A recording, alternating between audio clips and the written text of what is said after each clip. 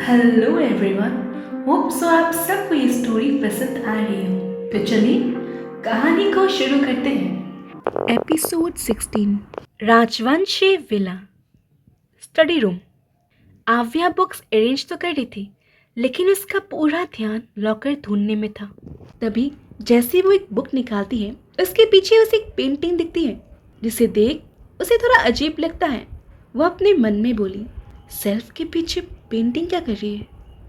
तभी उसे एक बात याद आता है। उसके घर में भी उसके पापा ने अपने स्टडी रूम में एक पेंटिंग रखा था, लेकिन उस पेंटिंग के पीछे एक सीक्रेट रूम था। आव्या ने सोचा कि शायद उस पेंटिंग के पीछे वो लॉकर हो, लेकिन अब वो उसे देखे कैसे, क्योंकि सामने तो आर्यन बैठा हुआ है। तभी आर्यन की आवाज़ आती है, मिस खन्ना बी रेडी, हम 2 दिन के लिए कल शिमला जा रहे हैं। शिमला जाने वाली बात सुन आव्या हैरान हो जाती है। लेकिन सर, मैं वहाँ जाकर क्या करूँगी? मुझे तो कुछ पता भी नहीं है कैसे क्या करना है। मिस खन्ना, लगता है आप भूल रही है कि आप मेरी पीए हैं। अगर आपको कुछ पूछना है तो आप राज से पूछ सकती हैं, लेकिन हम 2 दिन के लिए शिमला जा रहे हैं। इतना बोल आर्यन अपनी फाइल देखने लगता है।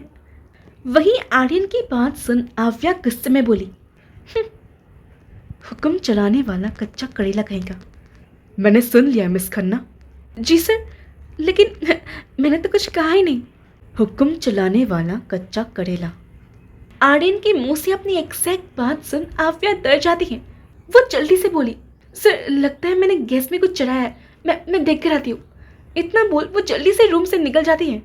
वही राज, जो अपनी हंसी रोकने की नाकाम कोशिश कर रहा था, वो हंस देता है। उसकी हंसी सुन आर्यन उसे तीखी नजरों से देखता है। आर्यन की नज़र देख राज जल्दी से अपनी हंसी रोककर बोला, सॉरी सर। आर्यन फिर अपनी फाइल देखने लगता है, लेकिन आव्या की बात सुन आर्यन के चेहरे पर भी हल्की सी मुस्कान आ गई थी। दोपहर का वक्त, डाइनिंग टेबल। आयुष और आव्या कॉफी पी रहे थे। आयुष एक सिप पीकर बोला, कितने दिनों बाद हम ऐसे कॉफी पी रहे हैं ना। आव्या हल्का सा मुस्कुरा देती है।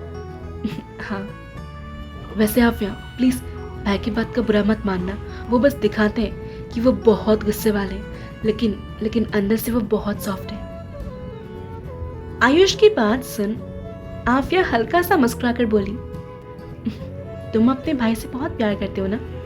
आव्या की बात सुन आयुष अपने सिर को हिलाते हुए बोला, ऑफ कोर्स, क्योंकि वही तो मेरी फैमिली है। आयुष की बात सुन आव्या भी थोड़ा सा मुस्कुरा देती है। तभी उसे एक बात याद आती है। वो जल्दी से बोली, वैसे आयुष, तुम्हारा बर्थडे कब है? मेरा?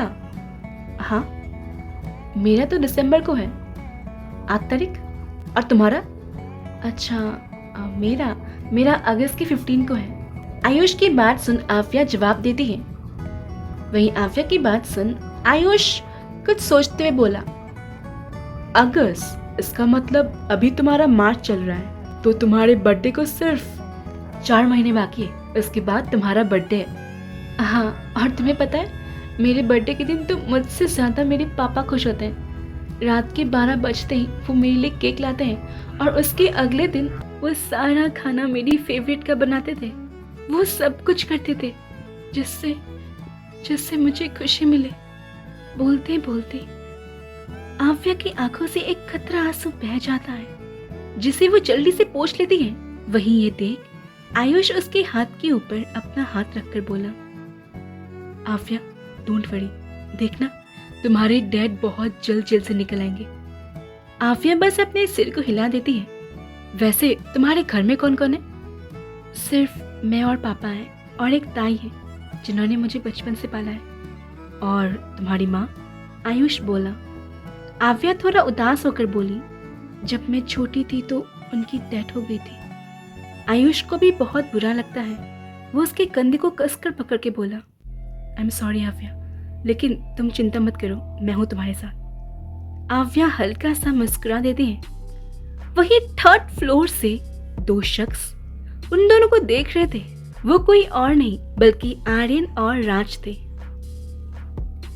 राज उन दोनों को देखते हुए बोला, सर लगता है ये दोनों बहुत अच्छे दोस्त बन गए।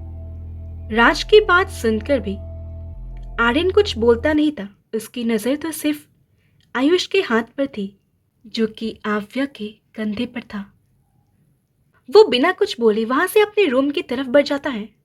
वहीं नीचे आव्या आयुष से बोली, अरे मैं तो तुम्हें एक बात बोलना ही भूल गई। क्या? आयुष बोला। आव्या आगे बोली, वो मैं कल शिमला जा रही हूँ सर के साथ। वाह, ये तो अच्छी बात है, एंजॉय करना। एंजॉय? और सर के साथ? इम्पॉसिबल, वो तो मुझे वहां भी बहुत सारा काम दे देंगे।